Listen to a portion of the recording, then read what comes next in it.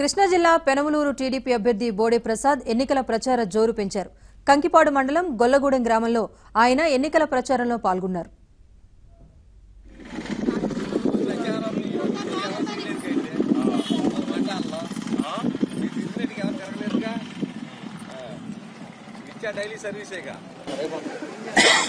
రేపు 11వ తారీఖు జరగబోయే ఎన్నికల్లో పార్లమెంటుకు గాని అసెంబ్లీకి గాని సైకిల్ గుర్తుపై ఓట్లేసి గెలిపించాలని ఈ రోజు గొల్లగూడెం గ్రామంలో ప్రచారం.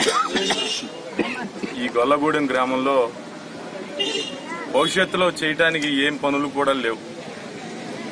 మంచి రోడ్లు వేసాం, సిమెంట్ రోడ్లు, అండర్ గ్రౌండ్ డ్రైనేజీలు వేసాం, కొన్ని చోట్ల గ్రావిటీ పర్మిట్ చేయని చోట ఓపెన్ డ్రైన్లు వేసాం,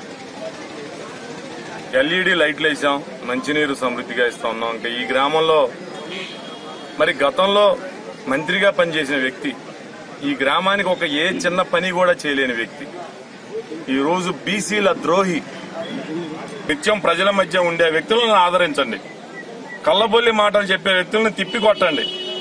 నేను పని చేయకపోయినా నా చొక్కా పట్టుకుని నిలదీయమని చెప్పి అడుగుతా ఉన్నా.